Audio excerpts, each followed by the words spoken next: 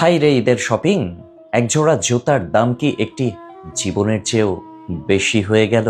চট্টগ্রামের নিউ মার্কেটে ঘটে যাওয়া একটি ঘটনা পুরো শহরবাসীকে স্তব্ধ করে দিয়েছে। সামান্য একজোড়া জুতা কেনাকে কেন্দ্র করে স্বামী স্ত্রীর বিবাদ শেষ পর্যন্ত এক পৈশাচিক মাত্রায় রূপ নেয়। স্ত্রীর দামি জুতার আবদার মেটাতে না পেরে নিজেকে শেষ করে ফেললেন এক যুবক। ঘটনার সময় নিউ মার্কেটে ভিড় ছিল চিরচেনা ঈদের আমেজের মতো। এক দম্পতি কেনাকাটা করছিলেন। স্ত্রী একটি দামি জুতা পছন্দ করলেন, কিন্তু স্বামীর কাছে সেই মুহূর্তে পর্যাপ্ত টাকা ছিল না। স্বামী অনুরোধ করেছিলেন পরে কিনে দেওয়ার জন্য, কিন্তু স্ত্রী তা মেনে নিতে নারাজ।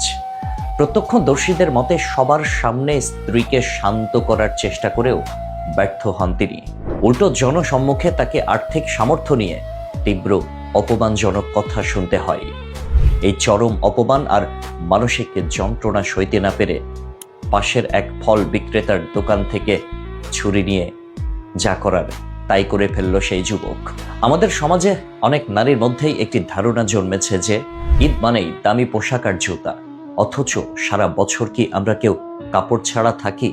কেন ঈদের সময় আমাদের কেনাকাটার জন্য এমন হুমড়ি খেয়ে পড়তে হবে যে একটি সাজানো সংসার তছনছ করে দেবে?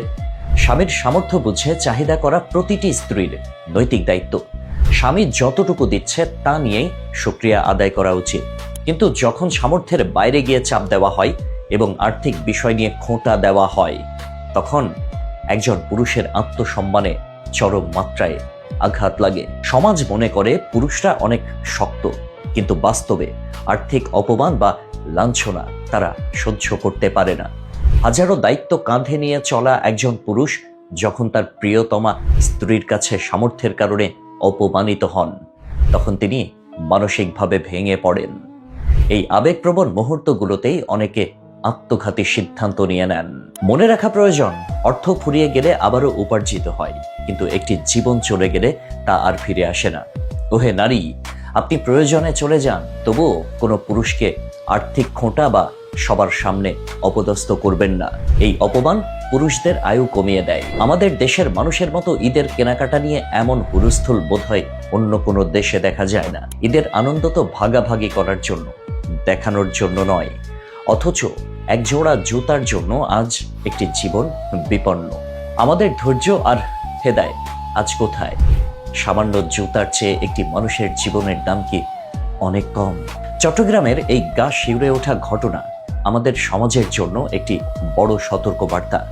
স্বামী স্ত্রীর সম্পর্ক গড়ে ওঠে পারস্পরিক সম্মান আর বোঝাপড়ার উপরে। সেখানে যদি চাহিদার পাহাড় বড় হয়ে দাঁড়ায়, তবে এমন ট্র্যাজেডি এড়ানো খুব কঠিন।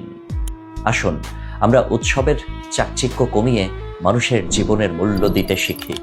আল্লাহ আমাদের সবাইকে সঠিক বুঝ দান করুন এবং এমন অনাকাঙ্ক্ষিত মৃত্যু থেকে হেফাজত করুন। আমিন।